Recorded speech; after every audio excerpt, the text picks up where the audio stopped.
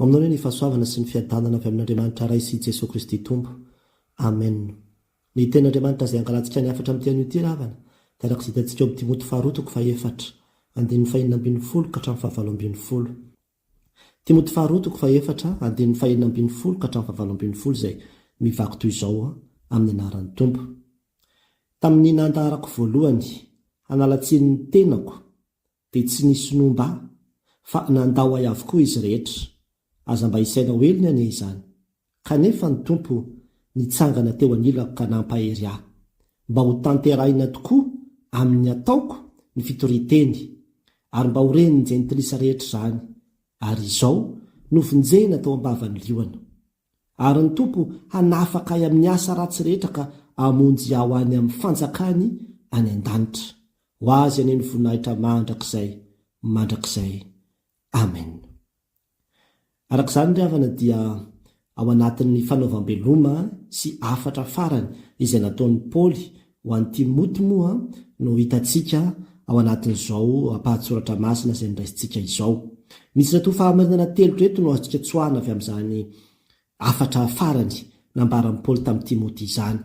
Ka ny fahamarinana voalohany izay hitantsika eto dia izao hoe: nitsangana teo anilako ny Tompo, fony aho nalaina ambavany voalohany, na dia nandao avokoa aza ny rehetra. Hoy Paoly, nitsangana teo anilako ny Tompo, fony aho nalaina ambavany voalohany, na dia nandao ahy avokoa aza ny rehetra. Hoy Paoly. Hitantsika izany hoe andininy fahaenina ambin'ny folo sy ny fahafito ambin'ny folo tapany voalohany. Raha avy antsika vakina dia izy manao hoe: tamin'ny nandaharako voalohany, hanalatsiny ny tenako, dia tsy nisy nomba, fa nandao ahy avokoa izy rehetra, aza mba isaina hoeliny anie izany. Kanefa ny Tompo nitsangana teo anilako ka nampahery ahy. Eto ravantsika dia mahita ny zavatra izay nitranga tamin'ny Paoly.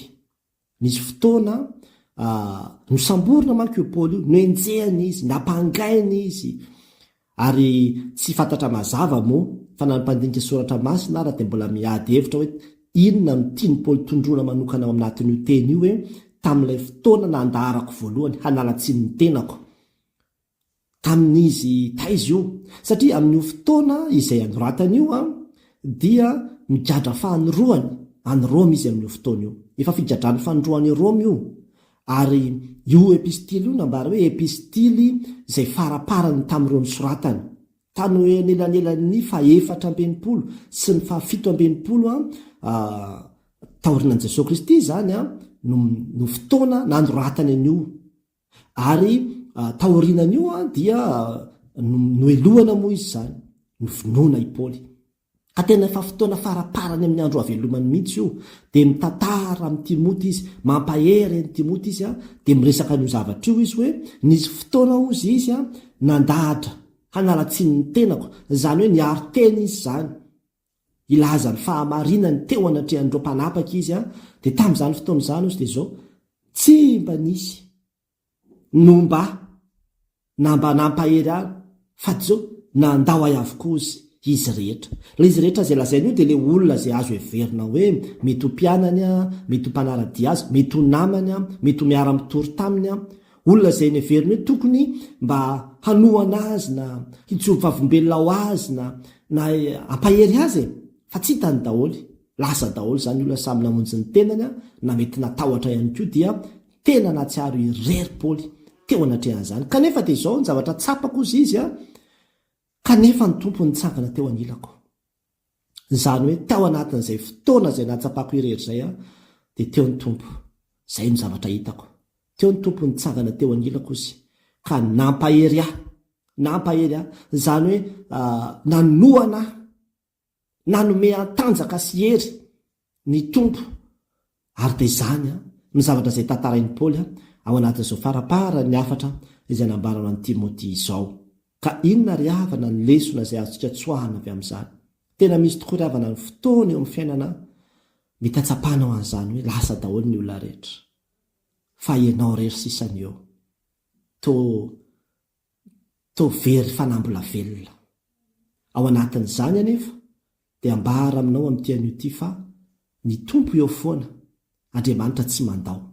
Angamba mety hoe nilaozan'ny olo tianao ianao, dia lasa izy nandrena mety tsisy zavatra faoty ataonao akory dia fa lasa izy ary efa napetrapetrana ianao efa nanaovana programa sy projet be deaibe ianao efa tena nieritreritra mihitsy hoe ity zany dia lasa izy dia ao anatin'izany ianao tena mahatsara io rery tadidio fa eo ny tompo hampahery ianao eo ny tompo hanohana anao eo ny tompo hiazona anao tsy ho lavo ny famoizam-po eo izy anarina ny fiainanao ary mahereza raiso ny tana ny tantana ny fiainanao amin'ny lalana vaovao indray hitantsika moa ny toany rehefa avy eo ny amin'ny Paoly angamba koa mety eo amin'ny fianakaviana mihitsy mety misy fotoana ianao mahatsiaro mihitsy hoe lasa daholo le fianakaviana to tsy mba nisy nanoana to tsy mba nisy niarahaba to tsy mba nisy namangy to tsy mba nisy nanatitra to tsy mba nisy nitsena to tsy mba nisy nahatsiaro irery ianao eo anatrehana fotoana sarotra samihafa eo amin'ny fiainanao zay lalovanao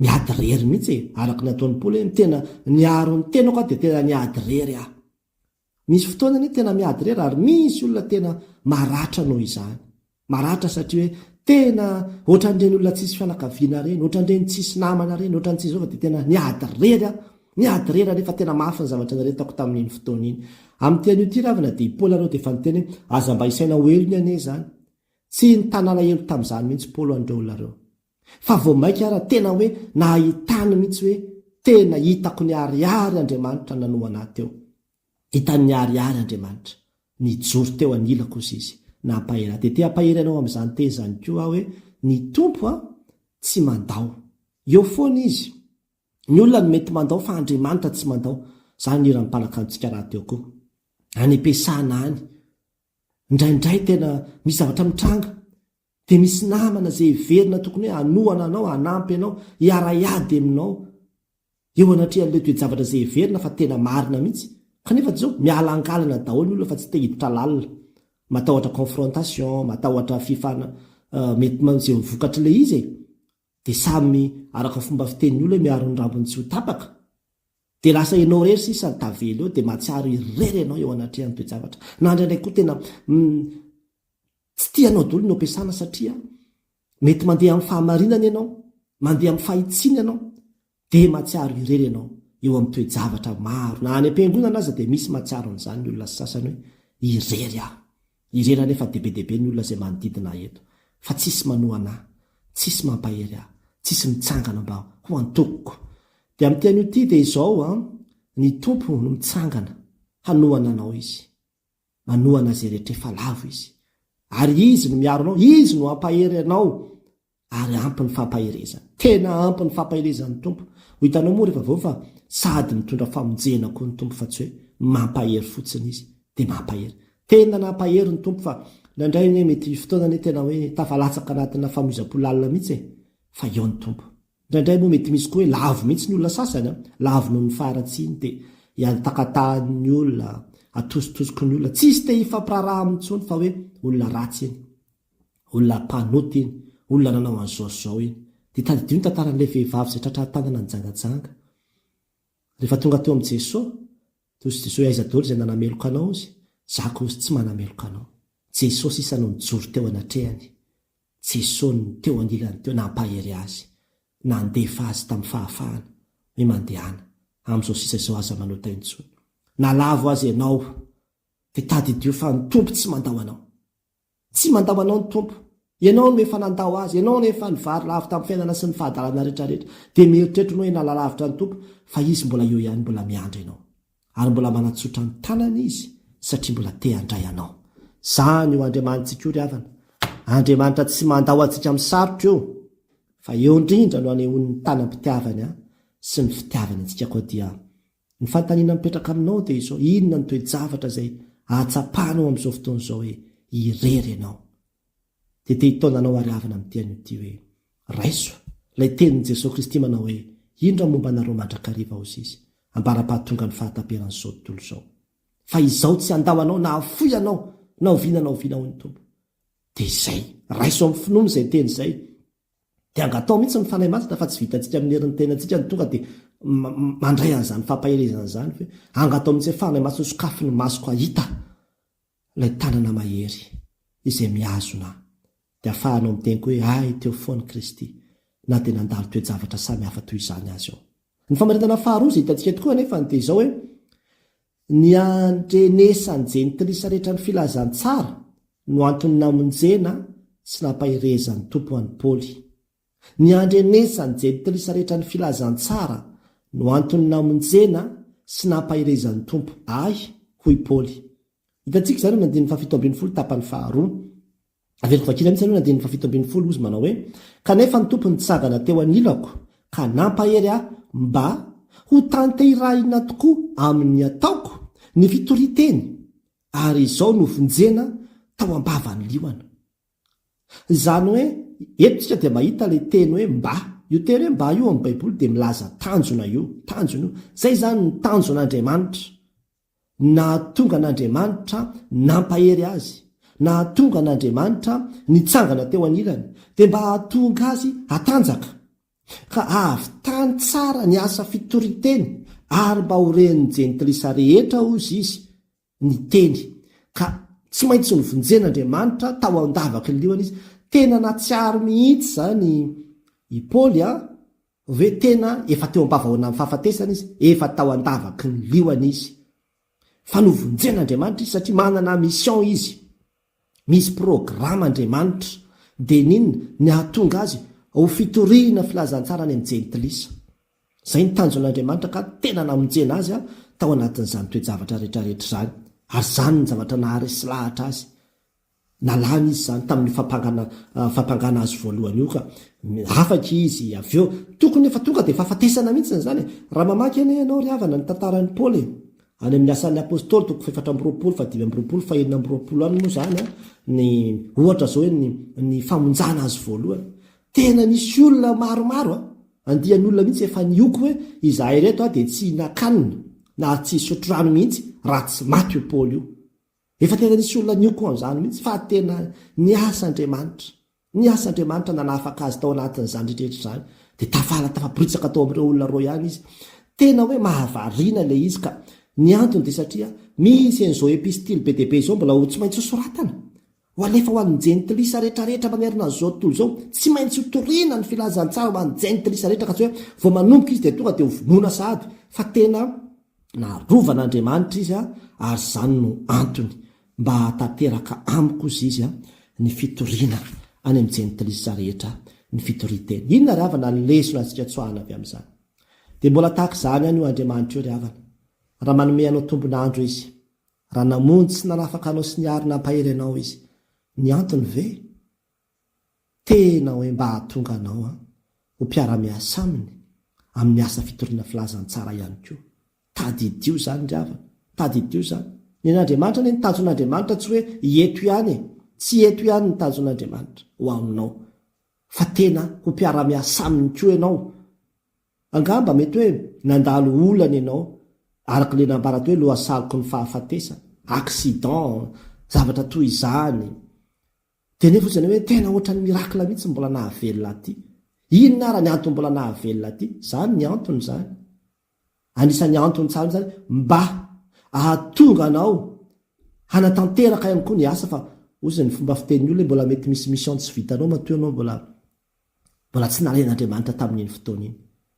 Ka inona ary le mission? Io mission io dia izao ny fitoriana ny filazantsara ny Jesosy Kristy. Azonao atao mission zany.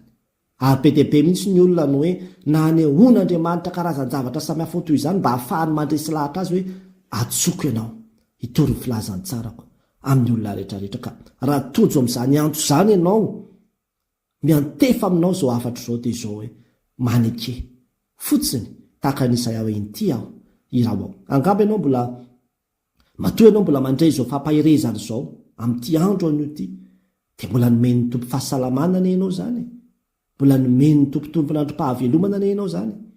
Dia ianao ve dia mietrehitra hoe ny tomponandrom-pahavelomana omen'Andriamanitra anao dia justa fotsiny hoe tena hoe andehananao mandeha mifomaraina dia mandeha miasa dia matory, dia mifomaraina dia mandeha miasa dia matory. Dia tena izay ve ny antony namezan'Andriamanitra anao tombonandrom-pahavelomana? Antony tsy mbola nangalan'Andriamanitra anao?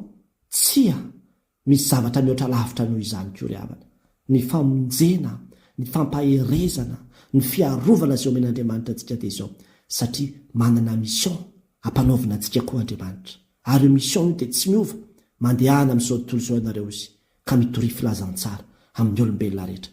efa tombotra ny andro ary mila olona maro andeha hitory filazany tsara ny tompo ka izany ny antony mbola iarovany sy anomezany fahasalamana anao hanatanterahanao ny asany ka aza variana amin'izao fiainana izao ka hevitra hoe any any tena mahamaika anahy aloha teny bizinesiko sy ny toy izao fa inona moa so azony olona na azony dolatra zao toy izao nefa ho veriny eny na hoe tsy ho vitany akory ny mission izay ampanaovin'Andriamanitra azy tsinitsininy izany ry havana mety narary mafy ianao dia ensotramin'ny tompo tsy mbola nalainy fa nomeny fahasalamana ianao efa ao anatin'ny rétablissement tsara mihitsy ianao zao miainao zao afatra zao dia tadidio ary fa ampy izay ny andro lasa zay nandehananao tamin'ny fiainanao fotsiny tamin'izao ohatrany hoe tsy misy zany Andriamanitra sy ny fitoriana filazantsara fa amin'izao sisy zao dia ataovy ny tombon'androm-pahavelomako dia nopoko azy hitoriako ny anarany hilazako ny fahatsarany fa mbola misy jentilisa be deaibe manodidina anao ao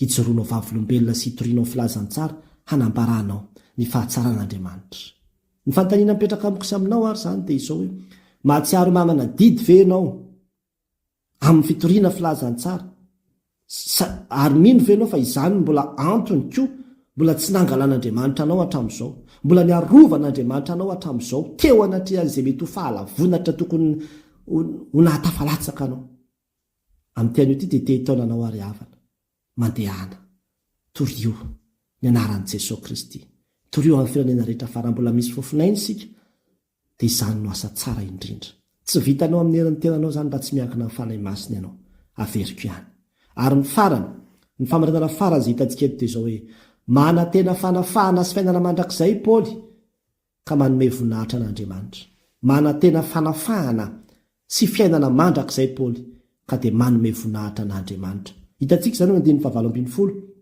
raha verina vakiana tozy manao hoe ny tompo hanafaka aho izy amin'ny asa ratsy rehetra ka amonjy aho ho any amin'ny fanjakana any an-danitra ho azy any amin'ny voninahitra mandrakizay amen.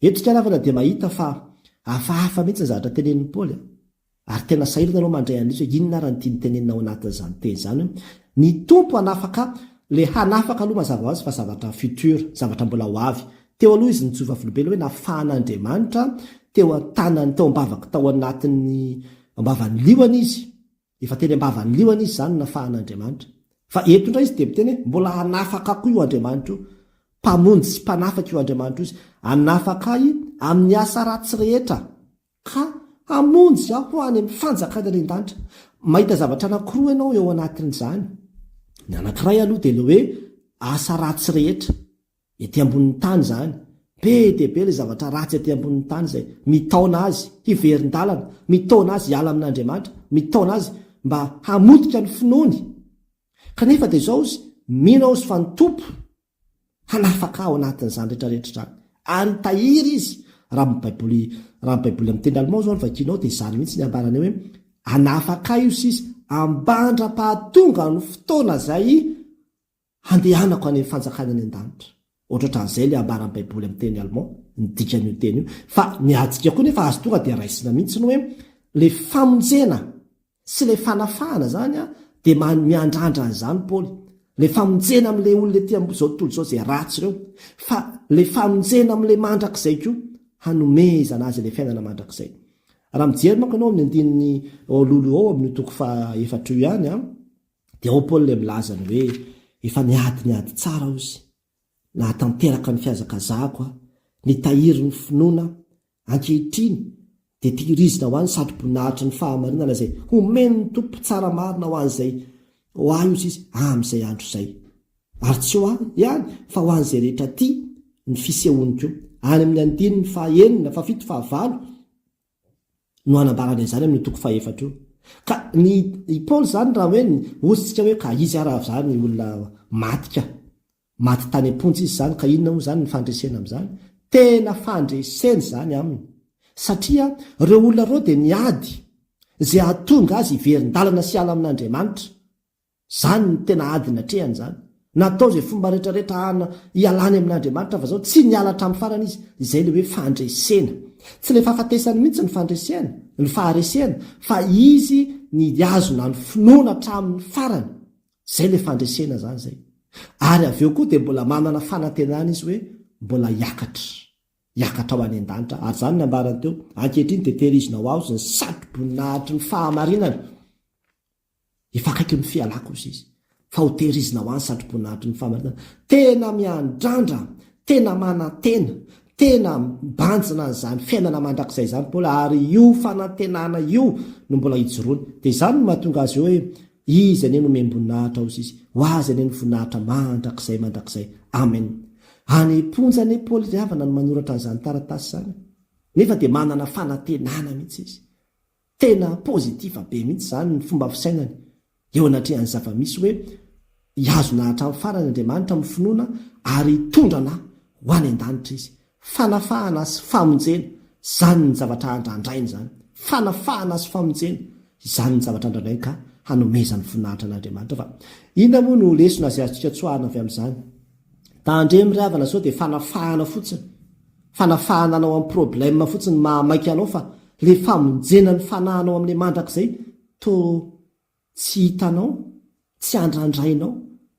Mahantra isika e, mahandro isika ho Jesosy raha ety amin'izao tontolo izao ihany no anatenantsika an'Andriamanitra, raha ety ihany no antony ivavahantsika. Angamba ianao mety hoe mahantra sahirana ara-pivelomana, dia tena miasa mafy, mandeha mivavaka foana, manao fivadikana, dia le tanjonao anatin'izany tena hoe anafaka amin'ile problème sy fahantrana fotsiny, fa tsy mieritreritra le hoe hanomana ny mandrakizay. Manatena fandresena, manatena famonjena, manatena fiainana mandrakizay. Indray mandeha ry havana nisy olona nangata-bavaka tamiko, lava dia lava mihitsy ny afatra nalefan'ny olona ary tena falo izy afaka mba mifandray amin'ny pastera. Dia zao mba zavatra mba mangataka vavaka aho izy. Voalohany aloha ny zanako miatrika fanadinana, manao an'izao, miatrika an'izao. Dia faharoa ndray ho an'ny vadiko, misy projet ohatr'izao ataony, ny fahasalamako zao lava dia lava le ata-bavaka. Tsy hoe hoe ory madama, raha jerevako amin'izany vavaka izany dia tena aranofo daholo ny zavatra tadiavinao, aranofo daholo ny zavatra tadiavinao. Aiza ho aiza amin'izany ny plasin'ny ara-panahy. Inona ny zavatra mahatery ianao ara-panahy? Tsy ny amonjena ny zanakao ve? Tsy ny ahazahoana fiainana mandrakizay ve? Tsy le famelan-keloka sy fiadanam-po sy fitsarana ve? Tsy izany ve mihoatra noho ny zavatra rehetrarehetra? Ary izany no hitantsika amin'ny amin'ny Paoly eto. Fanafahana izay amin'ny zavatra ratsy eto amin'izao tontolo izao ity, fa famonjenako handehanako makany an-danitra. Zany no andrandrainy. Ka rehefa mivavaka isika na makany am-piangonana aza ane ianao, indraindray ny zavatra andehanany olona any am-piangonana tena motivation hafa mihitsy. Tsy ilay fanomanana ny mandrakizay intsony, tsy ilay fiainana mandrakizay intsony ny matimatesana sy tadiavina, fa ohatra ny lasa zavatra afaka na nitoriteny ny fiangonana sasany aza, ohatra ny efa tao resaka fampanantenana arena eto ambonin'ny tany, le famonjena eto ambonin'ny tany sisa ny voizana, fa tsy mandeha irery zany, tsy ampy zany, ary tsy zany ny zava-dehibe indrindra. Fa ny zava-dehibe indrindra raha mpitory filazantsara ianao dia izao ny fampahafantarana ny olona fa manana anjara amin'izany fiainana mandrakizay zany izy, ary mila mikatsaka an'izany. Fa io fanantenana io nahatonga ny Paoly tsy ningoso mihitsy, ary nahatonga azy nahatratra amin'ny fahafatesana azy, satria nanana izany fanantenana izany tsy azozongozonina tao anatiny izy, fa hoe misy fiainana mandrakizay izay misy volamena, misy safira, misy fahatsarana rehetra omen'Andriamanitra ho an'izay rehetra tia azy, tazomin'Andriamanitra ho an'izay tia azy, ary izay fanantenana izay ny tena fifalitsika.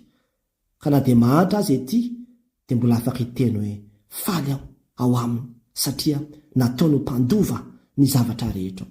Ny fanontaniana mipetraka amiko sy aminao ary zany dia izao: inona no mahatery anao, inona no mahatery ny fonao raha mivavaka ianao amin'izao fotoana izao? Io problème anao io ve? Ny ivahany io ve? Inona no antenainao amin'izao fiainana izao? Ho ny mpanakanto, fahasambarana fotsiny ve?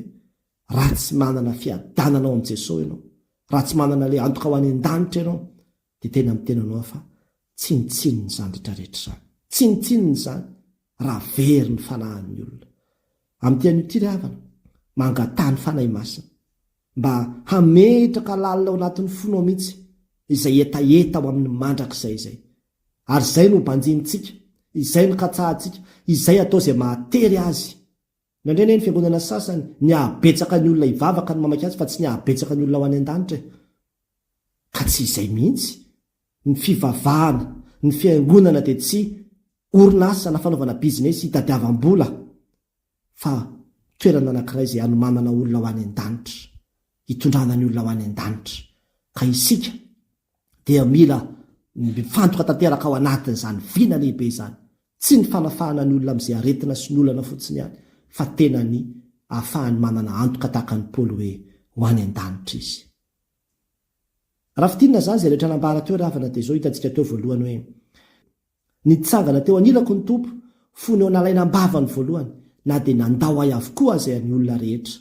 Hoy Paoly, ianao koa ry havana, tadidio fa ny olona mety mandao, fa Andriamanitra tsy mandao. Eo izy, mampahery anao izy, na dia efa lavo azy ianao, tsy mandao anao ny tompo, fa mbola vonina hanarina anao ihany. Ny faharoa dia izao, ny andrenesany jentilisa rehetra ny filazantsara no antony namonjena sy nampahirezan'ny tompo aho. Hoy Paoly, matoa ianao mbola velona, mbola nitahiana, mbola narovana, na dia teo aza ny zavatra sarotra samihafa izay nalalovanao, misy antony. Mbola tiany tompo hitory ny anarany ianao, mandehana, afafazo. Ary ny farany, manantena fanafahana sy fiainana mandrakizay Paoly, ka nanome voninahitra an'Andriamanitra. Ianao kosa, inona no antenainao? Tsy izao tontolo izao sy ny fahafahantsika manana mahazo ny zavatra eto amin'izao tontolo izao ihany, fa ny lanitra mihitsy. Izany no andrandraintsika, ary izany no fanantenantsika, izany no inoantsika. Ao an'Andriamanitra rirany voninahitra. Amen.